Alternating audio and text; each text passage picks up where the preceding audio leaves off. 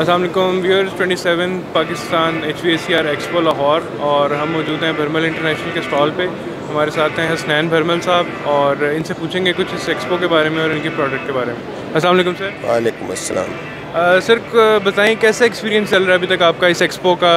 2-3 साल बाद ये हो रही है। हाँ, काफ़ी हमने तो काफ़ी अटेंड किए हैं, ये तकरीबन 12 एक्सपोज हम अटेंड कर चुके हैं अब तक। लेकिन ज़रा मेरा ख़्याल है कि मौसम का असर है अभी थोड़ी जो क्राउड होना चाहिए उस तरह का क्राउड तो नहीं है जैसे होता था लाहौर में। उसकी कोई भी वजह हो सकती है। एक तो मैंने जैसे बताया 45 डिग्री में लोगों का निकलना बड़ा मुश्किल होता है। दूसरा ये है कि थोड़ा ये हुआ बीच में जो गैप हुआ आया है उसमें भी शायद लोगों में सुस्ती हो गई है कि यार अब ठीक है, क्या होगा क्या नहीं। एक रिदम में होती है चीज़ें तो फ़र्क पड़ जाता है उससे। बहरहाल ओवरऑल नॉट बैड।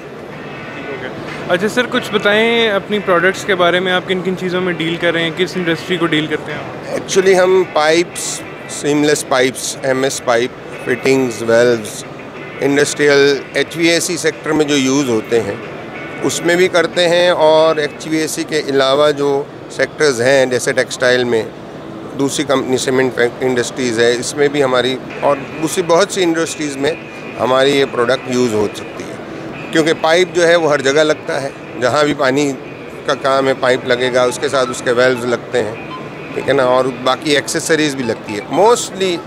मोस्टली हम लोग जो है वो HVAC सेक्टर में ज़्यादा डील करते हैं, हमारे क्लाइंट ज़्यादा वहीं पर है। अच्छा सर, आपकी कुछ क्या स्पेशल फीचर है आपकी प्रोडक्ट का और आप क्या दे रहे हैं यहाँ पे? एक्चुअली हमारी जो स्पेशलिटीज़ है वो वेल्व्स में है। वेल्व्स हमारे पास फायर फाइटिंग के वेल्व्स होते हैं और इसी तरह HVAC सिस्टम में जो वेल्व्स लगते हैं उसमें होते हैं। पाइप एक जनरल प्रोडक्ट है, सीमलेस पाइप वो हर आदमी मंगवाता है, ठीक है। अब कोई भी मंगवा सकता है, इंपोर्ट कर सकता है, चाइना से आता है, मुख्तलिफ ब्रांड्स में सभी अब ब्रांड जो वेल्व्स में ब्रांड है वो हमारे पास अपना एक ब्रांड है, ठीक है ना। हम पहले टोज़न में करते थे, टोज़न जापान की कंपनी है और चाइना में इसकी प्रोडक्ट बनती है, आजकल सभी चाइना में बनता है। इसी तरह अब जो दूसरी हमारी ब्रांड है वो बहुत अच्छी ब्रांड है, मैक के नाम से, जिनान मेडी कास्टिंग कंपनी। ये फायर फाइटिंग को भी डील करती है, HVAC सिस्टम को भी डील करती है और बहुत वास्ट रेंज की प्रोडक्ट्स है। इसके अलावा हमारे पास थर्मामीटर, प्रेशर गेजेस होते हैं वेक्सलर USA के। इसके अलावा हमारे पास जो है मुख्तलिफ़ किस्म की फिटिंग्स हैं और कुछ कंट्रोल्स की आइटम्स भी हमारे पास होती हैं।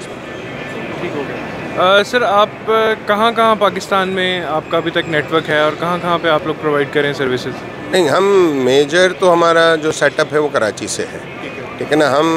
हमारा कोई सब ऑफिस नहीं है, लेकिन हम हैंडल कराची से सभी को करते हैं। हमारी यहाँ पे भी हमारे बायर्स हैं, क्लाइंट्स हैं, लाहौर में हैं, इस्लामाबाद में हैं, अच्छे बायर्स हैं, MI है, दूसरी कंपनीज़ हैं, अभी मेट्रॉन है, ये सब अच्छे बायर्स हैं हमारे।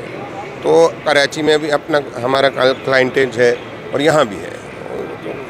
अच्छा सर, एक चीज़ जो मैं सारों से पूछ रहा हूँ कि ये जो अभी रिसेंटली गवर्नमेंट ने बैन लगाया है इंपोर्ट के ऊपर, इसको आप किस तरह से देख रहे हैं और इसको एज अ चैलेंज किस तरह से ओवरकम करने का सोच?